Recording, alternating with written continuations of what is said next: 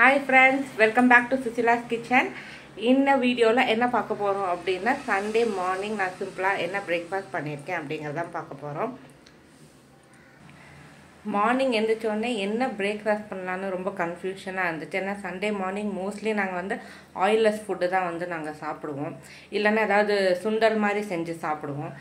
இன்னைக்கு என்ன பண்ணலாம் அப்படிங்கறது வந்து ரொம்ப கன்ஃபியூஷனா இருந்துச்சு காலையில. அப்புறம் தான் நான் வந்து யோசிச்சேன். என்கிட்ட வந்து பன் இருக்கு, அப்புறம் எக் இருக்கு, நேத்து வச்ச கொஞ்சம் சாம்பார் இருக்கு. ஸோ இதெல்லாம் சேர்த்து தான் நான் இன்னைக்கு வந்து மார்னிங் பிரேக்ஃபாஸ்ட் வந்து சிம்பிளாக கம்ப்ளீட் பண்ண போகிறேன். ஃப்ரெஷ்ஷாக எதுவுமே நான் குக் பண்ணலை. ஏன்னா சண்டே வந்து ஆஃப்டர்நூன் வந்து நாங்கள் நான்வெஜ் சாப்பிடுவோம். ஸோ அதுவே நம்மளுக்கு ரொம்ப ஹெவியாக இருக்கும். அதனால் சரி என்ன இருக்கோ அதுவே வந்து கம்ப்ளீட் பண்ணிடலாம்னு சொல்லிட்டு ஃப்ரெஷ்ஷாக எதுவுமே குக் பண்ணலை. நேற்று வச்ச சாம்பார், தோசை, மில்லட் தோசை சாப்பிடுவேன். நான் நார்மல் தோசை மோஸ்ட்லி எடுத்துக்கிறது இல்லை. நானும் என்னுடைய ஹஸ்பண்டும் நார்மல் தோசை சாப்பிட்றது கிடையாது. கிருஷிவுக்காக மட்டும்தான் நாங்கள் வந்து நார்மல் தோசை செஞ்சு கொடுப்போம். ரொம்ப ரேராக தான் சாப்பிடுவோம். இப்போ மில்லட் தோசை நேற்று வச்ச சாம்பார் எனக்கு, அதுக்கப்புறம் கிருஷிவுக்கும் அவங்களுடைய டேடிக்கும் வந்து பன் டோஸ்ட்டு ப்ளஸ் ஆம்லேட் செஞ்சு கொடுத்துடலாம் அப்படின்னு சொல்லிட்டு எடுத்து வச்சுட்டேன்.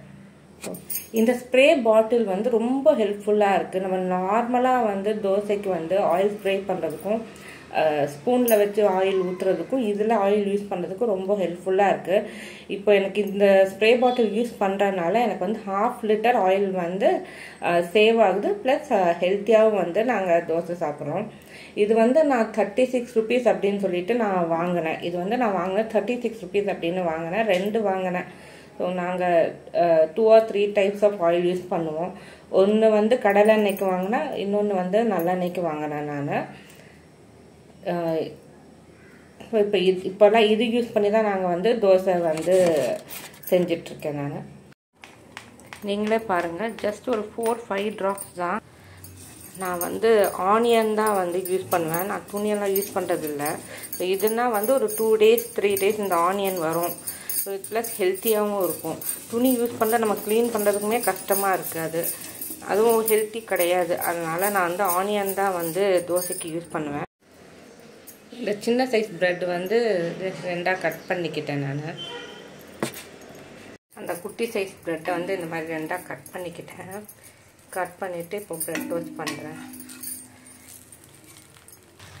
கிருஷிவுக்கு வந்து இந்த மாதிரி ஆம்லேட் போட்டால் தான் பிடிக்கும். நார்மலாக வந்து ஆம்லேட் போட்டால் பிடிக்காது.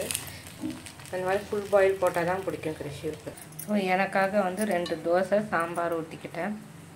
நல்லா பெப்பர் கொஞ்சம் தூணுன்னா சூப்பராக இருக்கும். இந்த மாதிரி ஆம்லேட் போட்டு சாப்பிட்டா கிருஷிவுக்கு வந்து இந்த மாதிரி தான் ஆம்லேட் போட்டு தரணும். இதுதான் கிருஷியோடைய சண்டே மார்னிங் பிரேக்ஃபாஸ்ட். இது என்னுடைய பிரேக்ஃபாஸ்ட். இதுதான் எங்களுடைய மார்னிங் பிரேக்ஃபாஸ்ட். இன்னொரு லாங் வீடியோவில் பார்க்கலாம். பாய்.